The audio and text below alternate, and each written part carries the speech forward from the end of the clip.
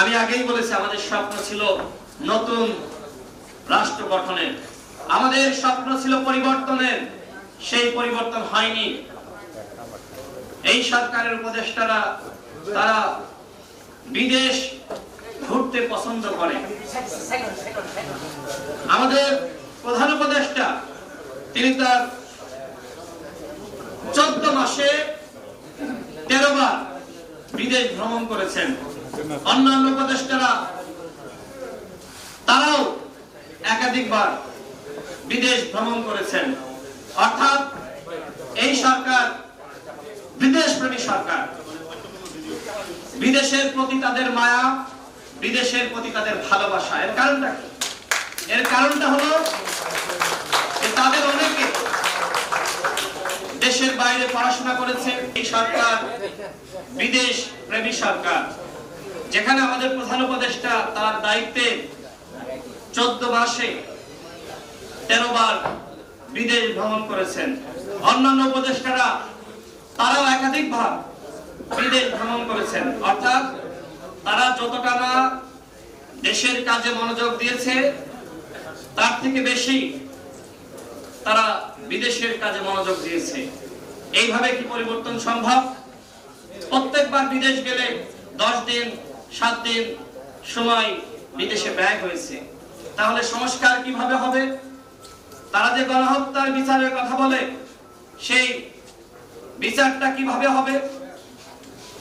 সামনে ফেব্রুয়ারি মাসে নির্বাচন হবে। এখনো পর্যন্ত অনেকের মধ্যে সংশয় এবং সন্দেহ আছে, আসলে কি নির্বাচন হবে?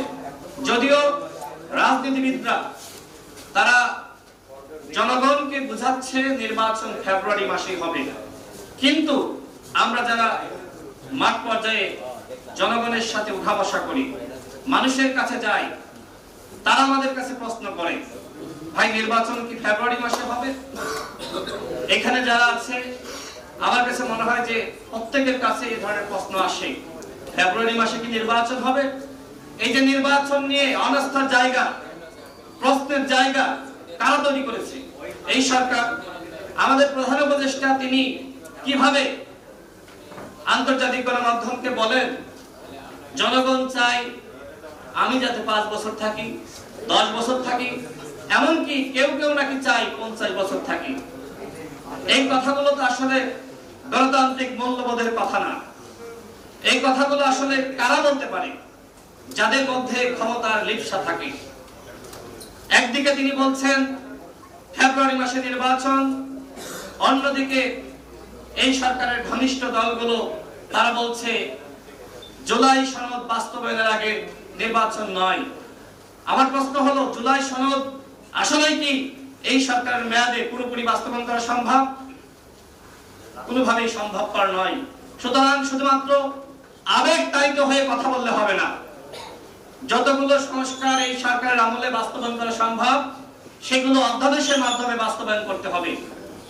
আর যেগুলো বাস্তবায়ন করা সম্ভবপর নয়, আগামীতে যেই সরকারে আসুক না কেন তার উপর দায়িত্ব থাকবে, তিনি বাধ্য থাকবেন সেই সংস্কারগুলো বাস্তবায়ন করা, সেই ধরনের বন্দোবস্ত তৈরি করা, জুলাই সনদের আইনগত ভিত্তি দেওয়া, সেটি এই সরকারের দায়িত্ব। সংগ্রামী সাথী বন্ধুগণ, আপনাদের কাছে আমার প্রশ্ন, যারা বলছে যে জুলাই সনদ পুরোপুরি বাস্তবায়ন, বর্তমানে অন্তর্বর্তীকালীন সরকার দায়িত্ব রয়েছে, এই সরকারকে ভেঙে দিয়ে নতুন ভাবে তত্ত্বাবধায়ক সরকার গঠন করা সম্ভব? আমাদের ভিতরে যে বিভাজন অনৈক্য, এখন কে হবে তত্ত্বাবধায়ক সরকারের প্রধান, কে হবে উপদেষ্টা?